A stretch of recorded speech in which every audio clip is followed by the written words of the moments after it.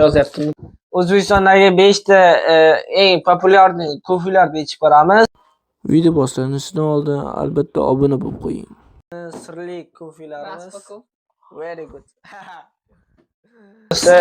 Kofelarni qo'yib olamiz. Birinchi qaysidan boshlaymiz? Mana eng achchig'idan. achchig'i o'sha Nescafe. Va biz shu paytda o'zida kofelarni qo'yib oldik va ichishdan boshladik. To'xtang, og'zini ichaylik. Alam kuyi. O'zbek kino. Undan hech qo'yasiz. To'xta og'zingga. Undan Men undan 2 qo'yaman. Вообще uch.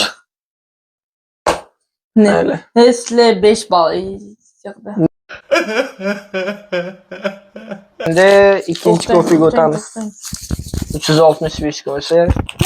O'zbekistondagi eng mashhur Libboy narsa ishlab chiqaraveradigan Meniki qani? brendlardan biri. Tagini ochalik. Meniki osmonni. Wow! Tezgina kofelarni qo'yib oldik va ichishni boshladik o'sha.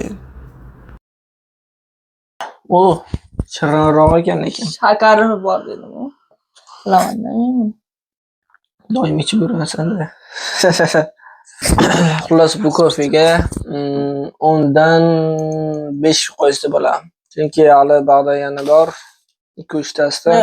Ondan 5 yarim. Nescafe. Endi ikkinchi kofe. Men oxirida ichaman. Eng yaxshi ko'rgan kofe. Biz bu bitta kofe Nescafe. chunki ikkinchisi o'zim ichaverayman, ikki olgandik. Bu kofe jami 6 balldan 12 ball yiqqan. Va tezda kofelarni aralashtirib ichib oldik. 4-chi o'sha Yaps kopi. O'z dunyoga mashhur eng zo'r kofelardan mana bunaqasini oldik. Kofedagi ichgan va aralashtirgan choylarimiz o'chib ketgan.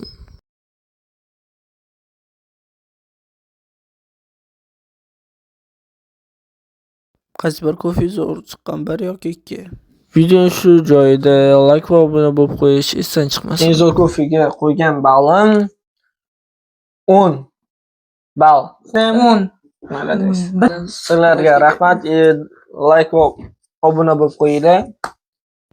Xayr, sizlar bilan Mr. Asadel bo'ldi. Like va obuna bo'lib qo'yinglar.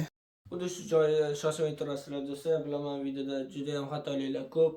Lekin bu videodan keyin biz yaxshiroq kontent qilishga harakat qilamiz.